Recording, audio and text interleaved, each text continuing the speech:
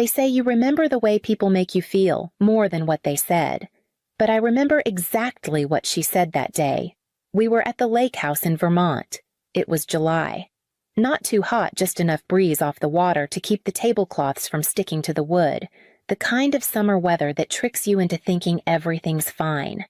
My mother, Joanne Jordan, had just refilled her wine glass. She was wearing her favorite Lake Earrings turquoise drops shaped like tiny leaves. When she stood and tapped the side of her glass, I thought she was going to say something about Dad.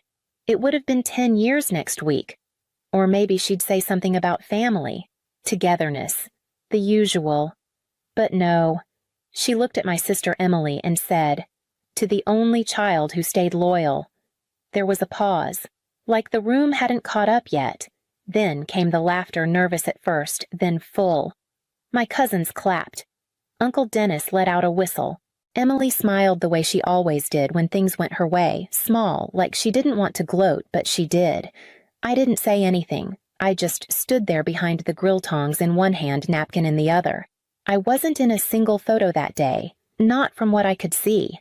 When Aunt June asked if I could take one of her and the girls, she handed me the phone without a second glance. No one noticed when I slipped inside. Back in the hallway, I opened my laptop, slid the file into the presentation queue behind the family slideshow Emily had prepared. No one knew I'd added my own version. No one asked. When I walked back out, my mother caught my eye across the table. She smiled like everything was fine. I smiled back. "You'll remember this day," I said quietly. "Just not how you think." 10 minutes later, I played the video. 20 minutes after that, no one at the table could look each other in the eye. My name is Claire Jordan. I'm 38. I used to teach 8th grade English in Connecticut. These days, I work freelance editing manuscripts, writing small things for small places. It doesn't sound like much, but I've built something that's mine, quietly and without permission. I'm the older one. Emily is 3 years younger. When we were kids, people used to say we balanced each other out. I was the steady one, books, quiet rooms, early bedtimes. Emily was all movement. Barefoot in the yard, singing at the top of her lungs, bleeding from knees, she didn't bother to patch. Mom Joanne used to laugh when Emily interrupted dinner to show off a play she'd written in the garage. She clapped the loudest. I remember that. I remember watching her face. When I brought home straight A's, she'd nod. "I never had to worry about you," she'd say. And then she'd turn to Emily, who'd failed her math test, and hug her so tightly, like failing was somehow braver than passing. I used to think that was love. That what we needed most determined how much we were given. I didn't need much, so I didn't get much. It made sense back then. But the older I got, the more that kind of love felt like an agreement I hadn't signed. Dad Mark Jordan was the quiet one. A machinist who built boats in his free time, he never raised his voice in that house. He wasn't affectionate in the way people write poems about, but he showed up. Every school concert, every late-night ride to pick me up from rehearsal. He once told me in the garage one winter that he liked the way I watched people. "You see what's missing, Claire?" he said. "That's a gift. Just don't let it turn into a burden." He passed away 10 years ago. A quiet heart attack in the driveway while loading groceries. After that, the house got quieter in some ways, louder in others, and the space between me and my mother that had always been there suddenly felt permanent. After Dad died, things shifted fast. Emily moved back home within 3 months. She said she needed to be close. She brought a new boyfriend with her, then another, then none at all. She was 28 and still searching, Mom said. Still soft, still healing. I lived 2 states over in a small town outside Worcester. I called. I sent flowers that first Christmas. Drove down for Easter brunch and found out they'd already eaten. Mom waved it off. "I thought you weren't coming. You never confirmed things." That wasn't true, but I let it pass. You learn after a while which arguments are just delays dressed as conversations. A year later, Emily's marriage fell apart. I don't know the details. One day there were photos of the wedding on the fridge, and the next a cardboard box of her things by the door. She didn't cry much, just moved back into her old room and called it a reset. Joanne let her. Said nothing about the car Emily dented in the driveway or the utilities she forgot to pay. "Family is family," she said. "Emily needs time." When I visited, my old bedroom had changed. Mom turned it into a sewing room fabric stacked on the bedpins, stuck in every cushion. "Oh, you still wanted to sleep here?" she asked. "I can clear some space on the floor. I stayed in a motel that night, just said I had a lot of work calls." What I didn't say last year, I paid for a chunk of the lake house roof. I sent money without being asked, a quiet gift. Not once did Mom mention it. But when Emily bought patio lights with Joanne's card, she got a thank you dinner. I've learned something about invisibility. It's not just being left out of the photo. Sometimes it's standing in the frame smiling and watching someone else's name appear on the caption. And slowly, even your reflection starts to blur. It started with an email rejection. A small New England journal I'd pitched a story to, a piece about daughters who disappear in plain sight, wrote back to say they'd already received an almost identical submission. Same premise, same phrasing, even the same title. I asked for clarification. They sent a copy. The name on the byline, M. Jordan. I stared at it for a long time. Emily never wrote. Not seriously. She journaled about breakups and grocery lists. She once called semicolons fancy commas. But there it was, in print, my voice wearing her name. A week later, I lost a spot at a writing retreat. A friend from college had invited me months ago. Suddenly she backed out. Said the retreat had a reputation to protect. Wouldn't say more. It didn't make sense. I'd never missed a deadline, never turned in sloppy work. But something had shifted, quiet, subtle. That same week, I saw Emily tagged in a post from that friend. A wine night, smiles, candles, #new connections. I asked Mom if she knew anything. She blinked slowly as if I'd asked something strange. Emily's just putting herself out there. "You used to be like that, remember?" No, I didn't remember. Because I never had that kind of permission. I began to realize how far the echo reached. I found out the family group chat had been renamed. I was no longer in it. When Aunt June asked if I could help proofread her church newsletter, Emily replied instead. Sent in my old template. Even used my intro paragraph. I didn't know whether to be angry or tired. It felt like I'd dropped my keys somewhere in a house that used to be mine, and now every room was locked from the inside. The worst part wasn't that Emily was taking my words. It was how easily the people around her believed they'd been hers all along. It was late spring when I drove up to Maine to the cottage where Grandma Lois used to live. She passed 5 years ago, but the house had stayed in the family mostly empty now, a place we were keeping for summer, though no one really came. I needed air. Somewhere that didn't smell like old wine in comparison. The cottage was as I remembered, low ceilings, pale curtains, a screen door that never quite latched. I cleaned out the pantry-swept dust from the floorboards and found myself in the attic by accident chasing a draft that turned out to be a loose window latch. That's where I found the box. It was tucked behind a stack of winter quilts. Nothing special on the outside, just a banker's box with yellowed tape. Inside were letters, photos, brittle receipts. I wouldn't have looked twice if I hadn't seen my mother's name in Grandma's handwriting. Joanne June, 1979. I sat down on the attic floor and read, slowly, carefully. Each letter was to Grandma Lois's sister, my great-aunt Frances. They weren't dramatic, not even angry, but they were honest in a way I'd never heard from anyone in my family. Joanne's trying with Claire, but I can see her drifting. One letter said, "She wants to connect, but it's easier with Emily." Emily mirrors her. Claire makes her confront things she's never faced in herself. Another one dated 2 years later. Claire is quiet, yes, but she notices everything. I think that unnerves Joanne. She doesn't like being watched unless she's ready to perform. I read those lines 5 times. 6. I didn't cry. It wasn't that kind of moment, but something heavy inside me clicked loose. At the bottom of the box were old photos. One from my 5th birthday, Emily at the front with cake on her chin, me half shadowed in the back. Then the original version, the same photo uncropped. I stared at myself in that corner, slightly blurry, but still there. It wasn't just Emily who had rewritten things. It started much earlier than I'd thought. The invitation came by email, one of those group messages sent to too many people with too few details. Subject: Jordan family reunion, summer at the lake.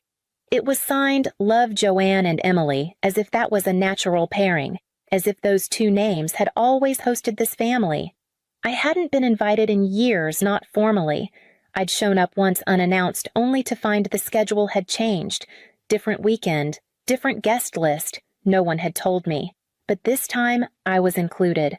Almost like they'd forgotten to leave me out. Emily was organizing the slideshow. She called it Family Through the Years. I emailed her to ask if she wanted some photos, childhood birthdays, camping trips with Dad, old snapshots of Grandma Lois at the beach.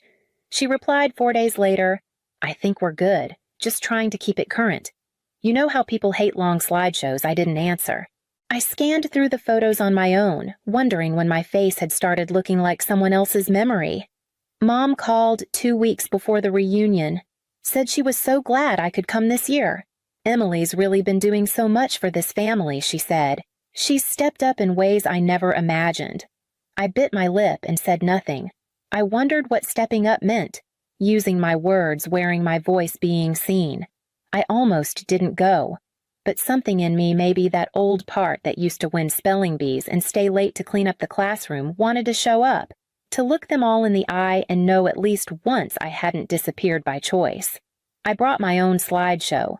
Not dramatic, just a file on a flash drive quietly slipped into the presentation queue. I didn't know if I'd use it. I only knew I had to be ready. When I arrived that afternoon, the lake shimmered just like always. The porch was full of folding chairs. The grill was already lit.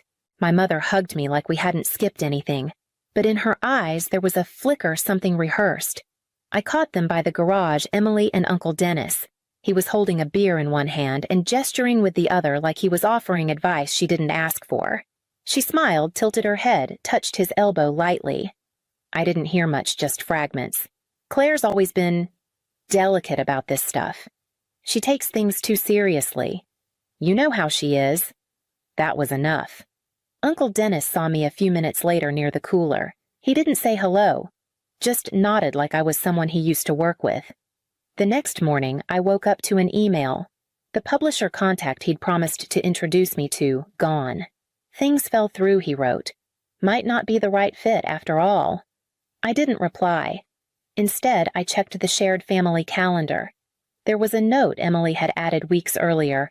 Ask Dennis about Claire's proposal. Not urgent. The lake house had never felt smaller. People brushing past each other in hallways, laughing too loudly, passing me paper plates without making eye contact. I'd brought brownies. No one touched them. Mom floated from guest to guest in her lake earrings, glass in hand, smiling like nothing ever needed to be explained. When she passed me, she paused just long enough to say, "You look tired, honey. Are you sleeping enough?" I smiled. Said yes. But what I wanted to ask was this. When did I become a story they told behind closed doors, and how many of those stories started with the words, "You know how Claire is"? Dinner was served on long folding tables dressed with linen runners and mismatched wildflowers. Someone played soft jazz from a speaker near the porch steps. The sun was low, painting everything gold like it wanted us to believe this was a perfect day. Mom stood slowly, her glass lifted just above shoulder height. "I want to take a moment," she said, "to honor someone who's been my rock, my helper, my loyal one." There was a beat of silence before she turned to Emily and smiled. To the only child who stayed loyal. Applause, laughter, the scraping of chairs as people turned to look at her. Emily did her shy smile again, the one she wore like a soft badge. Her shoulders curled inward like she didn't expect it, but of course she did. I didn't move. Aunt June leaned over and asked if I'd take a photo of the table. I nodded, lifted her phone, pressed the button. Then I walked back inside. The air conditioning hummed like a held breath. I opened the laptop near the drink station where the slideshow was queued up and waiting. Emily's version was first edited smooth, full of bright faces and perfect poses. My name appeared once, maybe twice, blurred, smiling in the back. I added mine to the queue. Quietly, without erasing hers. 10 minutes later, everyone was called inside for a quick trip down memory lane. They filed in sun-warmed and wine-happy plates still full. The lights dimmed, the screen flickered, First, hers. Photos of birthdays, graduations, beach days. Emily laughing, Emily dancing, Mom hugging her, Dad present but always off to the side. No one seemed to notice what was missing, until the file changed. Black screen. Then, Claire Jordan. A different story. And beneath it, sometimes what's cropped out matters more than what's left in. I didn't look at them. I didn't need to. I stood at the back of the room and waited. The first slide was familiar because they'd seen it before. My 5th birthday. The version Emily had used showed her in front cake smeared on her chin, confetti in her hair. I was barely in the frame, but this time the full photo appeared, uncropped. I was sitting to the side holding the knife, the one who had cut the cake. My name was on the banner, not hers. Slide 2, a letter scanned and faded in Grandma Lois's cursive. Her words filled the screen. Claire sees more than she says. Joanne finds that unsettling, I think. Emily is easier. Silence spread like fog. Then came the audio faint. At first, just voices over the crackle of a porch call. I'd recorded it 3 months ago. Emily's voice talking to Uncle Dennis. Claire still thinks she's the smart one. It's kind of sad, really. She never realized being right isn't the same as being wanted. Gasps 1 or 2, a hand over a mouth. Slide 4, the credit card report. Charges from a boutique in Portland hotel bookings, dinners for 2. All under my name. All paid by me. My old joint account left open and forgotten until someone remembered the login. Next, photos of family events, reunions, birthdays, weddings. Each one had been cropped the same way. I had the originals. I showed them all, frame by frame, name by missing name. In the back row, Aunt June dropped her glass. Someone moved to help her. No one said anything. And at the center of the room, Emily sat frozen. Her hands were still her eyes, scanning for a cue, a line, a way out. There wasn't one. The last slide was simple. A picture of me and Dad in the garage holding up a wooden sailboat. We weren't smiling, just focused hands full of sawdust and quiet. And beneath it, some things were never supposed to be erased. I let the room sit with it. I didn't cry. I didn't watch my mother's face.